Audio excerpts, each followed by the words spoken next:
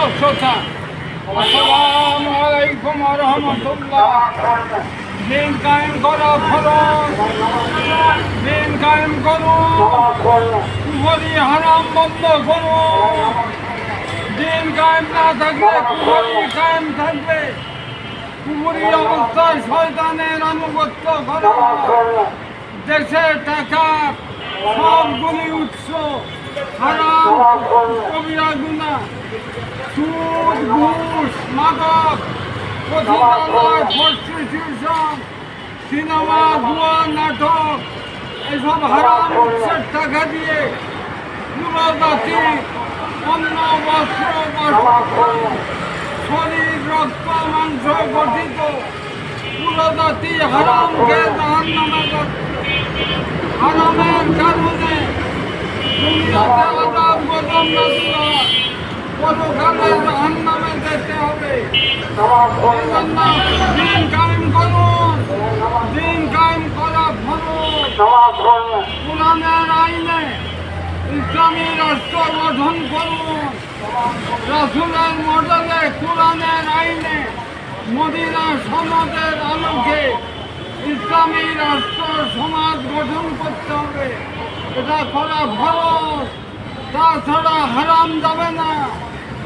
টুপি, দাড়ি, পাগড়ি, বোরকা, হিজাব, মসজিদ, মাদ্রাসা সব হারাম।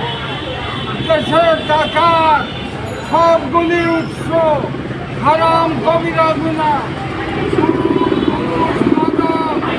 পতিতালয়, প্রস্টিটিউশন, সিনেমা, জুয়া, নাটক, এই সমস্ত হারাম উৎসের টাকা দিয়ে পুরো জাতি অন্ন, বস্ত্র, বাসস্থান, শরীর, রক্ত, মাংস গঠিত পুরো জাতি হারাম খেয়ে জাহান্নামে যাচ্ছে।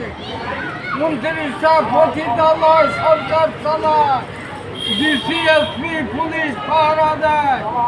এই হারাম টাকা দিয়ে দেশ চলছে। এজন্য কোরআনের আইন লাগবে, ইসলামী রাষ্ট্র লাগবে।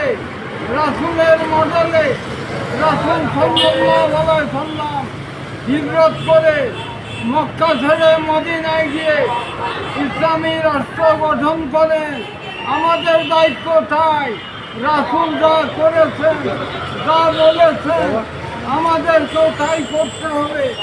আসুন কোরআনের আইনে ইসলামী সমাজ রাষ্ট্র গঠন করুন। দিন কায়েম করা ফরজ, দিন কায়েম করুন, কুফরি হারাম বন্ধ করুন, ইসলামী সমাজ রাষ্ট্র গঠন করুন। হারামের কারণে দুনিয়াতে আযাব গজব নাযিল, পরকালে জাহান্নামে যেতে হবে।